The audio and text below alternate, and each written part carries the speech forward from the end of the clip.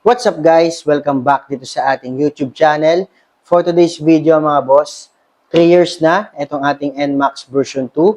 So ngayong video na to mga boss, after 3 years, ipapakita ko sa inyo yung itsura ngayon na itong ating NMAX version 2. Ipapakita ko kung ano yung mga pyesa na nilagay ko, ipapakita ko kung ano yung pyesa ng mga pinalitan ko, kung ano na yung mga nangyari dito sa ating NMAX, kung sulit ba magkaroon ng NMAX version 2 sa loob ng 3 taon. So tara guys, pag-usapan na natin yan. Let's go!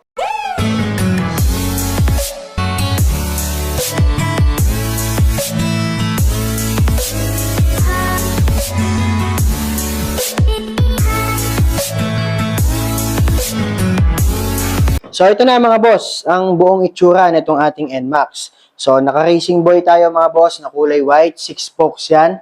Tapos guys, pakita natin yung kanyang odo after 3 years. So hindi ito masyado nagagamit, pero dito lang guys, pang daily, pamalengke, ganon. So ito na yung odo niya mga boss, papakita ko sa inyo. And guys, 22,331. Ganun pa lang yung odo niya guys, kasi nga dito lang tong motor na to, pang daily lang, pamalengke, ganun, di siya nagagamit sa trabaho. So minsan sa isang araw di man siya nagagamit. Ito yung mags natin guys, Racing Boy na 6 spokes, kulay white. Ang gulong na ginamit ko is Eurogrip B-Connect. So ang pagkakaalala ko mga boss, kung di ako nagkakamali, ang presyo nung binild ko mga boss, itong mags na to, pati gulong, umabot yata ng 10K or 11K. Di lang ako sure mga boss, no? Pero nasa vlog ko naman yan guys, kung gusto nyo panoorin. Yan guys, para sa akin, bagay sa Icon Gray, itong Racing Boy na mags na kulay white. Tapos yung gulong natin guys, stock size lang din, pati yung mags natin, size 13. Tapos yung gulong, stock size lang. At next naman, itong ating JVT version 3 adjustable.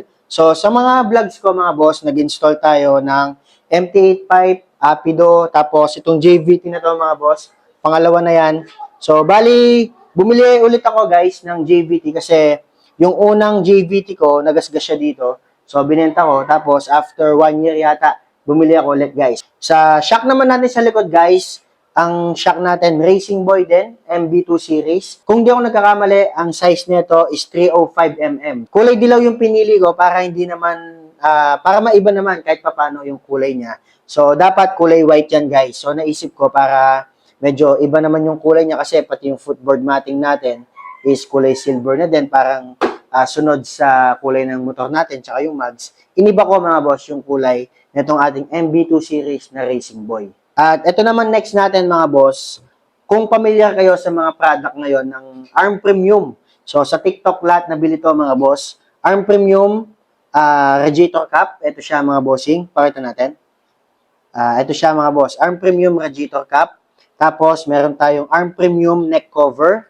Tapos, meron tayong Arm Premium radiator cover, mga boss. Windmill yan, guys. Kaya napakaganda ng design. So, kung gusto niyo bumili ng lahat ng yan, punta lang kayo dun sa aking TikTok account. Ako si Boki. At meron pa tayo, mga boss. Ito pa. Isa sa pinakamagandang na-upgrade ko dito sa NMAX natin. Arm Premium footrest, mga bossing. Tignan nyo naman yung quality, guys. Talagang napakaganda. Ito siya, mga boss. Tignan nyo yung detalye, mga bossing. Napaka-solid. At ito naman yung next na in-upgrade natin guys, itong ating footboard matting para dito sa ating NMAX V2. Kulay silver ang pinili ko mga boss, tapos may nakasulat na NMAX dito para medyo bagay din naman at hindi siya lumayo sa kulay. So bali, nilayo ko lang talaga ng kulay mga boss, yung Racing Boy shock natin. Bali, ito yung itsura niya mga boss, yan. Maganda naman yung silver, malinis tignan kaysa sa ibang kulay. Pero dati guys, palit ako kulay blue, pero pinalitan ko ng silver kasi nagpalit na ako ng mags. At next naman natin guys na pinalitan dito, itong ating JRP na flat seat.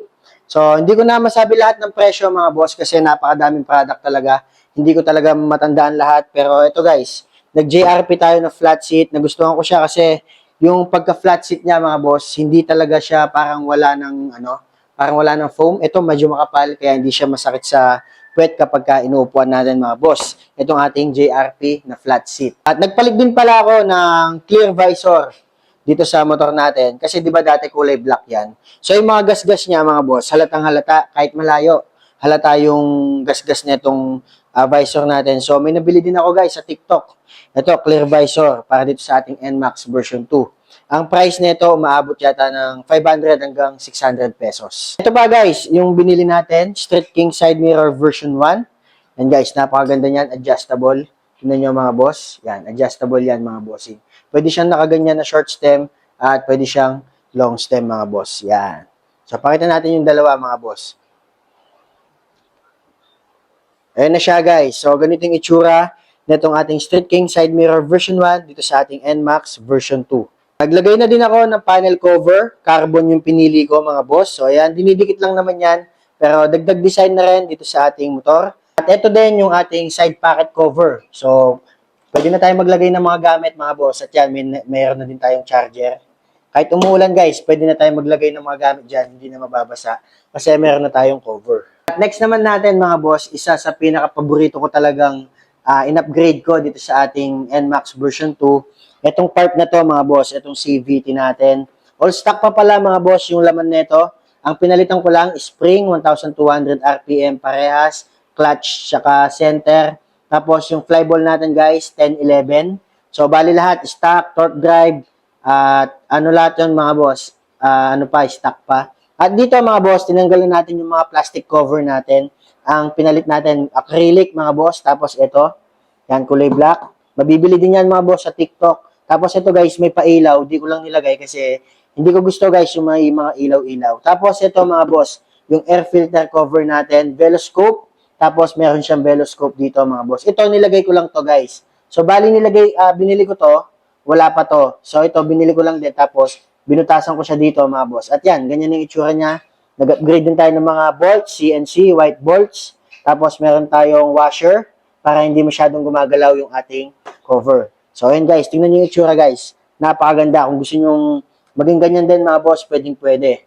So, ang ano lang nito guys, medyo lumiit ng konti itong cover natin tsaka yung dito. Dati kasi guys, medyo na hanggang dito yan eh. Hanggang dito. So ngayon guys, para naging slim siya. Tapos lumabas yung kulay ng mga bolts. Kaya talagang, para sa akin lang gumanda siya ng konti. So, bali ito na ang itsura ngayon na itong ating NMAX version 2. Simple lang yung build niya mga boss. Clean look lang, pang long rides lang natin. So, ang kulang na lang dito guys siguro yung mga brake calipers natin. Papalitan ko din yan mga boss ng Racing Boy. So, ikot ko lang kayo ng konti guys. Yan, nagpalit din tayo ng mga bolts. Mga white bolts. Konti lang naman guys, yan lang. So, yun.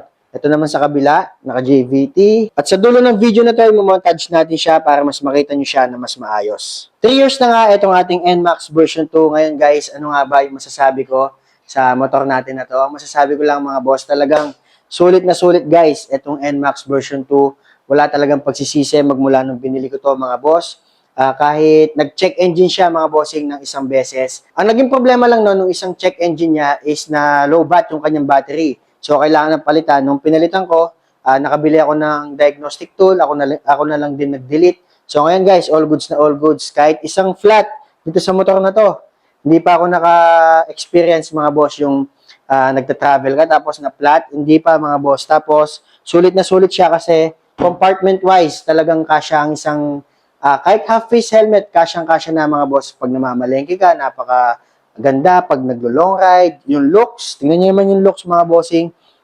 Para sa akin, talagang sulit na sulit talaga itong NMAX version 2. Ngayon, meron ng NMAX version 3, pero ako, wala akong balak palitan itong NMAX version 2 ko mga boss. So, sa lahat ng mga nagtatanong kung sulit ba ang NMAX version 2, talagang sulit na sulit guys. Napakaganda niya kahit hindi masyadong matipid sa gas. Medyo may kalakasan din siya sa gas pag i-compare sa ibang motorcycle. Pero yung ibibigay niyang comfortability sa iyo mga boss, talagang sulit na sulit.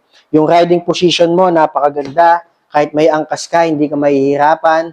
So, sound check natin guys, itong ating JVT version 3. All stock to mga boss, wala naman tayong pinalitan, yung mga springs lang natin. Yung JVT natin, naka mid setting. Ngayon guys, sound check natin. Tingnan natin kung kamusta na ba yung andar ngayon nitong ating NMAX version 2 bago tayo magpatuloy dun sa montage natin sa dulo. Okay, so sound check na natin mga bossing.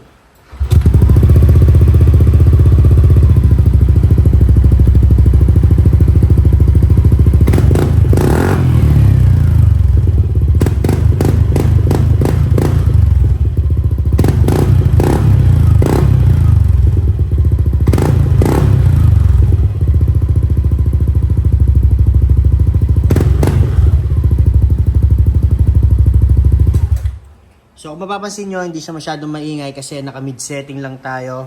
Hindi ko siya pinul open mga boss para hindi masyadong nakakaabala sa mga kapitbahay o sa mga natutulog. So, yun guys, sakto lang yung tunog niya. So, yun lang mga boss. Dito ko natatapusin yung vlog natin ngayong araw. Ito na guys, naipakita ko na sa inyo ngayon yung ating NMAX version 2. At maraming salamat sa lahat ng sumuporta guys all the way dito sa ating YouTube channel. At meron pa tayong mga ibang motor na i-vlog mga boss, yung ating Honda Click 125, Raider 150 Fi. Dahil sa inyo mga boss, nakabili tayo ng mga motor na ganyan para ma-vlog din natin dito sa ating YouTube channel. At salamat din dito sa ating NMAX version 2 mga boss. Isa to sa mga naunang kasama natin sa pag-vlog. Katulad nung Muse 40 natin na naibenta, sayang lang mga boss, hindi na natin siya mabili ulit kasi yung itsura niya iba na, nakasetup na. Pero ganun pa man mga boss, kailangan natin mag-move on. So ito na guys, yung mga motor natin ngayon. NMAX version 2, Click 125, Raider 150 Fi. Maraming salamat sa panonood, maraming salamat sa suporta. Please like, share, and subscribe sa ating YouTube channel. Montage natin to mga boss. Yun lang, maraming salamat.